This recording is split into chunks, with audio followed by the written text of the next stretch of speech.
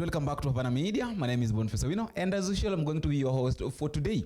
Now, I just want to remind you that, please, if you're meeting for the first time, if you're watching this video for the first time, I'll just request you to take a minute, go down there, click the subscribe button. You can also like, share, drop me a comment in the comment section and tell me what you think and where you're watching this video from.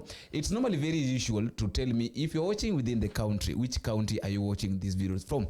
And if you're outside the country, you can also tell me which country are you watching these videos from. I really appreciate those who are watching from Los Angeles, those are watching from Nigeria, from Algeria, from United States of America, from Germany, from Arabs. Thank you very much. May God bless you. Asante sana. Now, I just want us to go back direct to our discussion. But before that, I've been visited by Professor Ogola here, the DVC of Uzima University. Very much important to note that this guy next to me is the current DVC of Uzima University, a very learned friend, a very learned man in Kenya, holds very many degrees, very many PhDs, but he'll tell us more about that. I want to give him a chance to tell us more about himself, because maybe some of you are meeting him for the first time.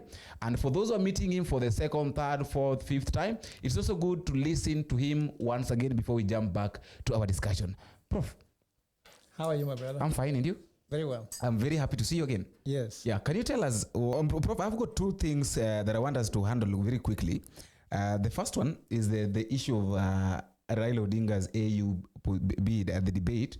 That one, I know we do have a lot of things to talk about it, but I still hope you still maintain your stand that there's a need for Raila to win the AU position. Yeah, for sure. Raila needs to win AU, and the performance Raila gave in the debate yeah, as an economist.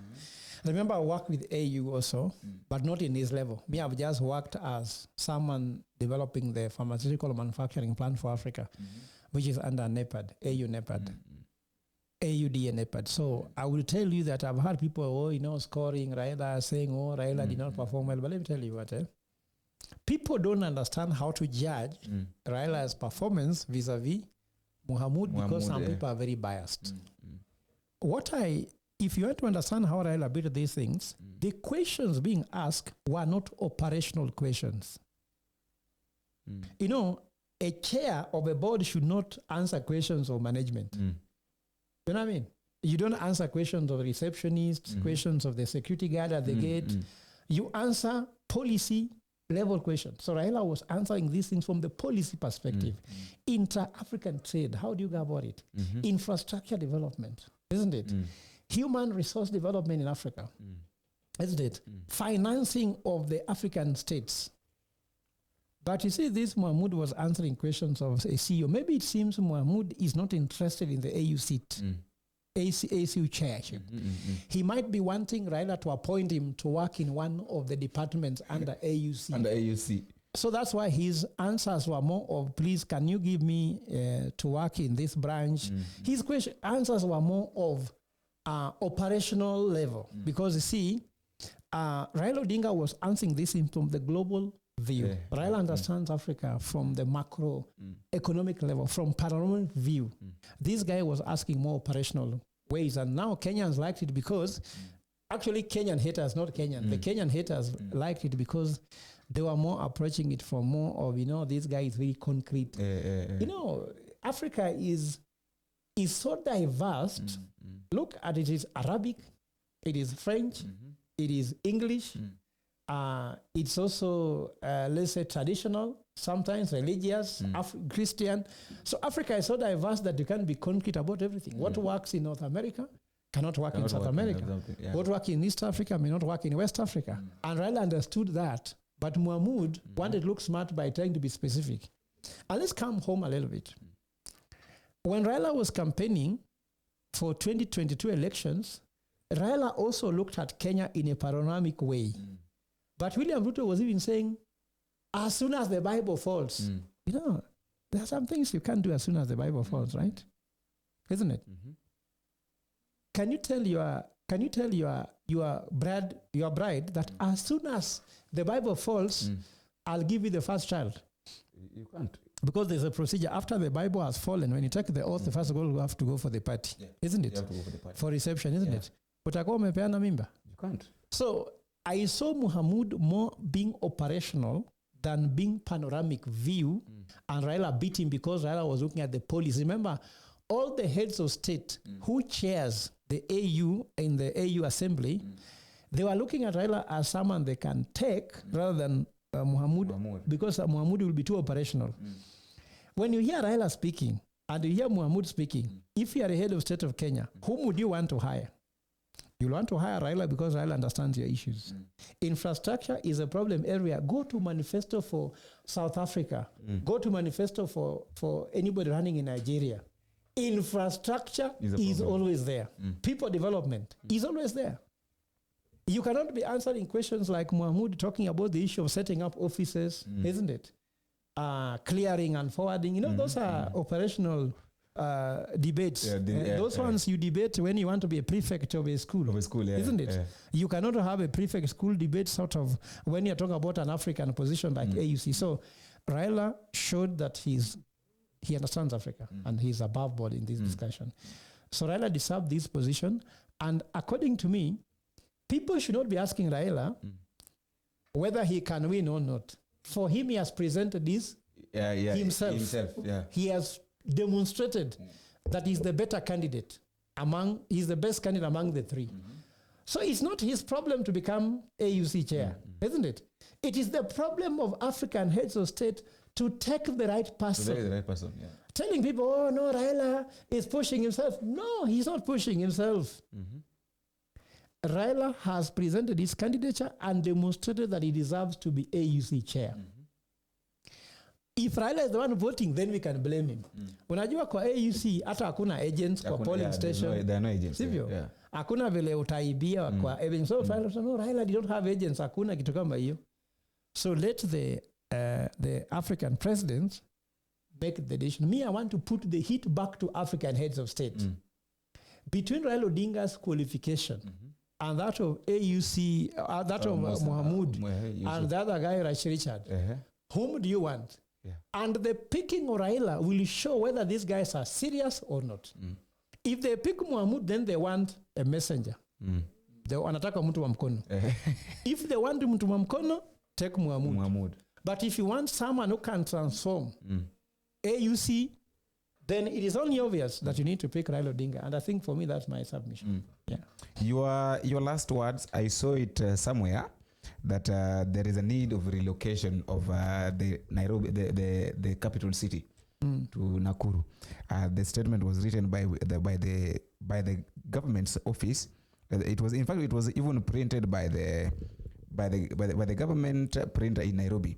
This is what it says: that relocation of the capital city and the headquarters of the government of the Republic of Kenya, issued by the Executive Office of the President. That was on 13th December. Executive Order number 4 of 2024. Whereas Article 129 of the Constitution underscore that executive authority of the Republic is derived from the people of Kenya and is to be exercised in accordance with the Constitution and for the people's well-being and enduring benefit. In furtherance of the authority conferred on the President of the Republic of the Republic by Article 132 of the Constitution to direct and coordinate the functions of ministry and government department, which authorities is exercised by the head of state and government through the continuous review of the capacity of ministry, state department, and state agencies to deliver on the national values and principles of governance outlined under Article 10(2) of the Constitution. Now, cognizant of the need to better equip and orientate government in its implementation of the administration plan for a better Kenyan exposed as the bottom-up economic transformation agenda, or the better, committed to enhance efficiency, transparency, and accountability at all levels of government through a governance structure and leadership that ensures rapid delivery of public services to Kenyans in every part of the Republic, and conscious that a review of the reorganization of government is necessary to embed operational enhancement and functional changes that shall make ministries, state departments, state agencies, and Kenyan foreign services to optimize optimize performance and enhance services delivery, and as set out in the administration's plan, the bottom-up economic transformation agency. Now, therefore, I, William Samoei Ruto, President of the Republic of Kenya, and Commander-in-Chief of the Defense Force by the authority vested in me by the Constitution and state laws of Kenya, hereby order and direct, number 1, that the capital city and headquarters of government of Kenya shall be relocated from Nairobi City County to Nakuru County as set out in the executive order. Number 2, that these orders assigned functions and institutions amongst ministries and states department are hereby heralded. And number 3, that these orders supposed executive order number 6 of 1907, issued on the 3rd day of June 1907, issued under the hand and seal of the President of the 13th day of December in the year of our Lord 2024, and then it has been signed by William Samoei Ruto. Now, what surprised me, Prof, that I want to talk about is the National Executive Transition Task Force. I don't know whether somebody cooked it, but suppose it was cooked by someone. I think this person also did somehow his own choices. Now, I've seen the Executive Transformation Task Force. We have got Honorable Kithure Kindiki, EGH, Susan Kihika, of course, because Nakuru County is her place. Then you have got Johnson's Athuru Sakaja, because Nairobi City is Nairobi County, the governor. Then we have got John Mbadi, Onesmus Kipchumba Murkomen, Alice Wahome, David Ndi, PDH, the PhD, and then we have got David Chirchir, Nicholas Tirot Koech, Philip James, we have got Raphael Tuju, Fred Matiang is there, Kasmuel, I've seen Kasmuel Makori somewhere, John Crop Longachum, and then Lee Kinyanjui, Henry Ogoya, and Peter Njenga. Now, what is your take about this? Just in a few minutes before we wind up, the relocation of the capital city to Nakuru. Yeah, first of all, let me try to say that the president has the right to do all those things he's talking about, but it is not the legal mandate that will make Nakuru become the capital city of Kenya. Let me tell the president and maybe our listeners that before you make any change, ask yourself, what problem are you trying to solve? So what problem is the president trying to solve? That's not actually explained. I've not understood what he's trying to solve. Secondly, who has failed before trying to do the same thing? Because the president is not the first one trying to transition the capital city from Nairobi to Nakuru, or Kenya is not the first country trying to come with a new capital city. Tanzania tried to transition Dar es Salaam to Dodoma. It has failed, isn't it? Why have they failed? We've seen many people, even Nigeria tried it, Pakistan. Yeah, so many people have tried and failed. Let me tell you, and today I have to give you the other hat I wear. I have a degree in city planning and urban policy. So I'm wondering why I'm not in that list, but that's a story for another day. Me, I'm a DVC in Mzima. I'm very happy. I'm satisfied about that. I'm an academic. I enjoy what I do, and because I can make impact, because I don't think this is something I want to make impact on. But let me tell you one thing. The colonial masters had seen Machakos as the most natural place to take the capital city. But do you know what? It is Nairobi. Is it the colonial powers using the legal mandate given to them that determine Nairobi? No. Nairobi, naturally, cities emerge naturally. So I want to tell Mr. President, can Nakuru naturally emerge as a capital city? I don't see the elements there. Do you know the CBD of Nairobi? Do you know the CBD of Nairobi? Is Sabina Joy. Sabina Joy. Yes. You know Sabina Joy? You know that you've heard, you know. I know. Every man in Nairobi knows where Sabina Joy is. Now, capital cities emerge because of natural things. For example, do you know where the railway station is? Yeah. You know the place called the railways? So because of the railways and the stopping over, people stopping there frequently, You hear the emergence of dukawalas when you're doing history, isn't it? Dukas, shops starting to merge next to the rail along. Yes, so example, if you go to Syokimau, you see people selling stuff there. Yeah. There are bus stage there, border stages, they merge like that. Emerging because of the so people follow what's called footpath. Where there are more people walking, there tends to be money circulating around it. Do you know if you enter your car now and put GPS that you're going to CBD, immediately you pass by Sabina Joy, they say you have arrived at your destination because that's the CBD. That's the CBD. The best, the first most critical business setup in Nairobi was Sabina Joy, that brother. Oh. Yeah. So there must be a natural way a city emerges. So Machakos on the other side, the railway station never passed by it, but they wanted to become what? A CBD. It never worked. So you look at Nakuru. Nakuru does not naturally feature as a place where a capital city can emerge. Nakuru can actually become an industrial city, isn't it? Can also be a cultural city, but Nakuru can never be a capital city. Cities that even Kisumu might not feature as a capital city because of the fact that it is towards the end of the year. Nairobi is central. Then also, who owns Nakuru? The original people of Nakuru were Maasai. The original people who own Nairobi are Maasai. And they were pushed out because the economic activities they were doing in Nairobi could not merit it to become, to allow them. For example, if someone wants to build a skyscraper and for you are grazing cows, isn't it? Yeah. So then you see the economic value of raising cows in the CBD will be too much. Can you imagine a city where the main economic activity is grazing cows? So if you look at what is the main economic activity in Nakuru. Yeah. So I don't see Nakuru naturally being seductive enough.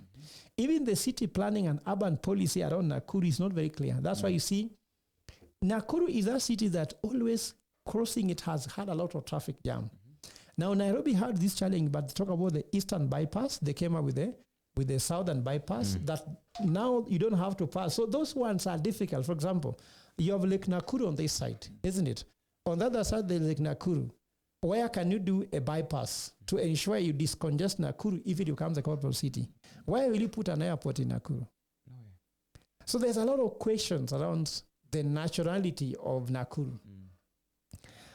So I don't think that is a viable decision to make. But another thing is this. What is wrong with the president of changing everything? He's the president who has changed most of the things he found in office. SHA, HNIF, SHASHIF, isn't it? Help to, I don't know, understand, education system. I don't know, e-citizen. He's changed nearly everything. Everything, yeah. Now he wants to change the capital city. Airport to be changed, isn't it? What is the obsession with this changing of everything? What is not broken, isn't it? Why fix what's not broken? Does the president not see how to take up somebody's project and take it somewhere so that somebody also picks from where you left and push it? Development is incremental. Development is not decrease. Nairobi is growing. Why don't you grow Nairobi more than now start growing another place? Understand? Because now when people start comparing the best capital cities in the world, when you compare Nakuru with Singapore, you rather compare Nairobi with Singapore. So where will Nakuru is? And lastly, before I finish, the president has not succeeded in most of the changes he has wanted to do. The transition from NHIF to SHA and SHIF, even him agrees that it has problems, isn't it? The university funding model, problems. The CBC, problems, isn't it? The transport system, problems. The airport, problems. He's still reconstructing his state house. The deputy president residence is also under construction. So everything is under construction. We have not seen the final outcome of any of them. The finance bill, 2023, 2024, those are all problems. Even the CSS. Even the CSS, not yet well fixed. Yeah. So why do you have so many projects when you have not closed any and given us a scorecard and proven to us that this one I've done? Now trust me, the next one. The president just need to work on one and succeed. Then, well, I'm sure there'll be a lot of people going to court and challenging this, and there'll be a lot of battle. For me, I think if Linda Jamii, which is my organization, wants to go do it, they'll do it. But for me, for now, then we can transform Uzima. I also don't want to start too many projects and open up too many fights and close none. Let me focus on what I can do so that one day when I come to Kenyans and tell them, I can fix these problems which were created by your former heads of state, they can say, yes, Professor, you fixed this for Uzima. For me now, my scorecard should be, how are we advancing Uzima University, working as a team, and ensuring that we create jobs for people, we improve healthcare education, we ensure we build hospitals where people can get treated, and make Uzima University the best international university. Actually, I call it School of Global Health. Yeah. So let me leave the president do what he's doing. You do, I do what I'm doing. Yeah. Then we shall check in 2026 who has done better. Everybody ran his race. Yeah. Now, your last statement maybe to the viewers as before we wish them a happy new year and a Merry Christmas together. My statement is that we are at a time when we are at a very unprecedented moment in Kenya. And I don't want people to point fingers at people and do name calling. Let us see ourselves as all souls. Souls here means not soul ile ya roho, lakini Saulo. Yeah, Saulo, yeah. And we need to have a Damascus experience. Kenya is at a tipping point. We need to have a Damascus experience so that we can all be transformed, because those who are shouting at William Ruto, some of you voted for him. Some churches were in a mixed grill. They ate everything. Yeah. The church and state should be interdependent, independent, but also autonomous. So everybody has something to blame for in one or the other. So let us not do name calling. Let us look for how we can look for Project Kenya, so that Kenya can be seen as Project Kenya. How can we transform our country? Because we don't have any other country to go to. Those wishing failure for the state, I'm sorry, because where will you go? No one should celebrate the present failure. Everyone should unite. I'm just asking Kenyans, the person who can change is the only person, that one in the mirror. So look at yourself in the mirror and ask yourself, so are you better? And when everyone become better, Kenya will start getting better, because even rigging an election will be rigged by the very Kenyans. If Ruto rigged the election, he was not in Bomas. He was actually somewhere in Karen. Yeah. And some people worked for him. Kenyans worked for him. If it is about a polling station being rigged somewhere, and Ruto has never even gone to this primary school, he sends very Kenyans. Corruption, no one has given him money directly. There are people who carry briefcases. So everybody has to say, how am I contributing to the current governance challenge we're having in the country? And therefore, what should I stop doing? What should I start doing? What should I do more of, isn't it? So that we can build a resilient country, because we love you, Kenya, and Kenya is our business, and our business is Kenya. Wow. Before we wish you a Merry Christmas all together with the Professor Fred Ogola, mine is just very simple. I'd like to appreciate the Gen Zs first for what they did by breaking the monotony of the tribalism issue and all that. These ones are Kalenjins, these ones are Kikuyu, these ones are Luo, these ones are Kambas. You did that, and you have to be appreciated for that, because it is from there that now we started seeing things working the way they are working right now, that someone can stand and speak, and everyone. And another thing is that the togetherness that Kenyans have, it's of another level, supporting one another, and that one should also make us understand that we only have one Kenya. So that when someone wants or is trying to do something, let us all join hands, just the same way we are joining hands to sing the song of Kasongo. Let us also join hands to know that we only have one country to protect, and we only have one Kenya. Suppose something happens in this our country, we have got to know where to go. After all, guys, that is all we have for today. And let us wish you a Merry Christmas together with Professor Fred Ogola as we end up. We wish you a Merry Christmas. We wish you a Merry Christmas. We wish you a Merry Christmas and Happy New Year. Bye-bye. Bye-bye, my fellow viewers. Until we meet again, that will be next year together with Professor Fred Ogola on the same platform. God willing. God's willing. May God bless you and bye-bye. Bye-bye. Love you. Wow. Hey, you killed my time. Yeah.